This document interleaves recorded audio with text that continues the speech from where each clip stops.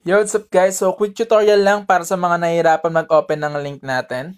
So, click lang natin yung download link and then mag-open yan sa resort.com. And after that, click nyo lang tong continue to link. So, for example, nag-open siya ng another tab. Close nyo lang. And then, sagutan nyo lang to guys. Crosswalks, for example. Crosswalks lang hinihingi niya. Select lang natin.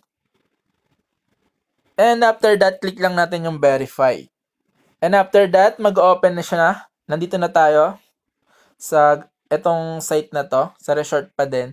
So, wait nyo lang matapos yung 8 second and huwag nyo kiklik tong get link sa taas. And after nyo matapos yung 8 second, ang i-click nyong get link is etong nasa baba. So, click lang natin. So, yan for example, nag-open siya ng ads. Close lang natin guys, then balik tayo doon. So, ganun lang guys, kapag nag-open siya ng ads, so another tab, close nyo lang, then click nyo lang ulit tong get link. And mapupunta na tayo sa Terabox site. So, ganun lang siya kadali guys. So, hanggang dito na lang.